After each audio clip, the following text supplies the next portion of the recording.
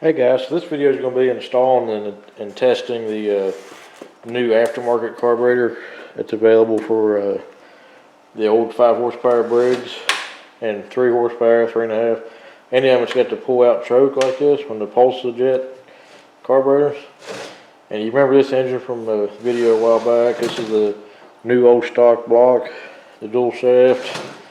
Hasn't been ran for a while, which we're going to change this carburetor out. And this one, I had to do a quick fix on it in order to get it to work when I was putting this together. It runs perfect, but I got a screw in there holding the choke in there. I just don't really trust it. I hate for the screw to come loose and get sucked into the new engine.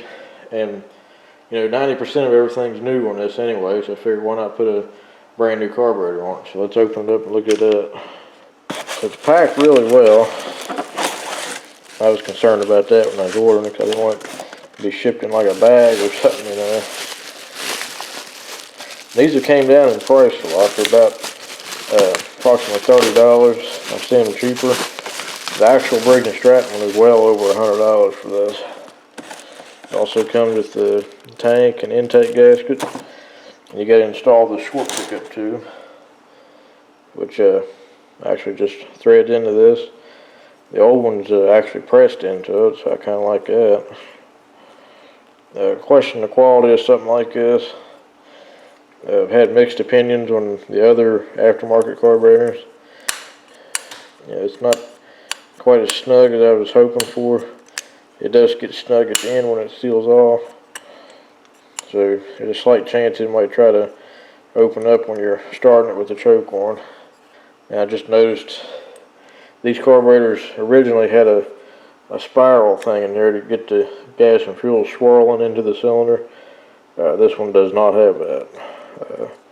I'm not too worried about it. Just something to note that it does not have that.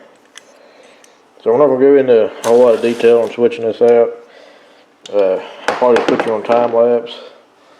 I got a lot of different videos on rebuilding this type of carburetor and stuff. So we'll just kind of skip the main stuff and get to actually testing it here in just a minute.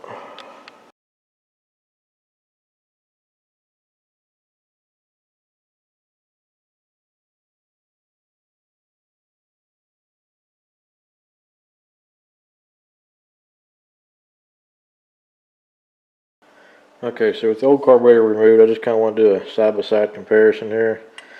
And they're very similar in construction, even casting. You see this little notch is cut on both of them. Very similar. One difference you'll see on the bottom, this one's got an all metal pickup tube. And this just because this has happened to be an older carburetor. If you look there, you can see that screw that I put in there to hold the choke in, which means it works. I'm just afraid that it may eventually come loose because these are pop riveted on originally, and I didn't have a way to do it, so I might try to fix that better at some point.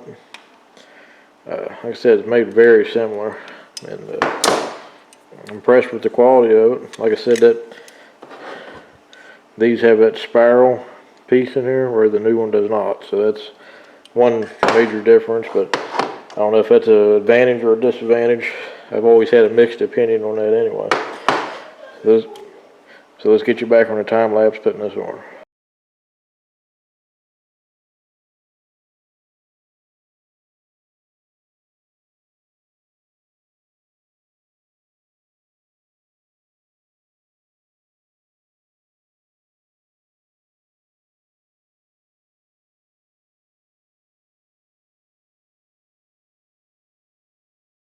Okay guys, everything lined up right and bolted right together. I was concerned about the screw from the air filter going into it, because a lot of times stuff like this is going to have metric threads and everything, but it threaded right into it. So we got about this much gas, fairly fresh gas. So let's just see what happens. Pull in just a little bit. It'll probably take about 3 to 4 pulls on this because it's got to pump fuel up to that reservoir first.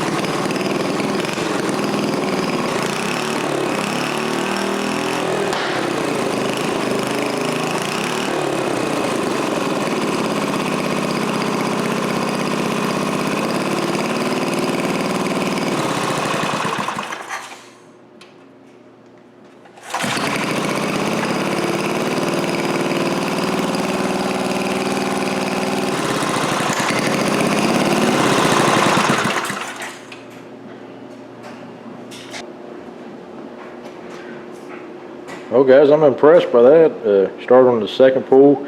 There's probably just a little bit of gas still in that reservoir, but you know, fresh carburetor, it's gonna be pumping fuel pretty good. There's no signs of any leaks anywhere that I can see, and running good. Had to adjust it a little bit. The throttle's kind of sticking just a little bit where that spring's hitting the bottom of the air breather. Eventually, I'm gonna find the linkage rod, which I have. Just gotta find it and get the governor set up on it. That way, I don't have to worry about over revving it or anything. But it's taking the throttle good, snappy. It's not chugging any smoke or anything. So it's a success. So I'm gonna put the other carburetor on another gas tank and engine that needs it and go from there. So now, the only thing that's not new on this engine, the gas tank's old, and the recoil housing, everything, and the flywheel, everything else was brand new stuff. This was a new old stock block off eBay, still in the box. Probably, 40 years old or whatever, but brand new because it had never been used. So, thanks for watching, guys. Let me know if you like this video. If you want to see more new old stock stuff, feel free to let me know.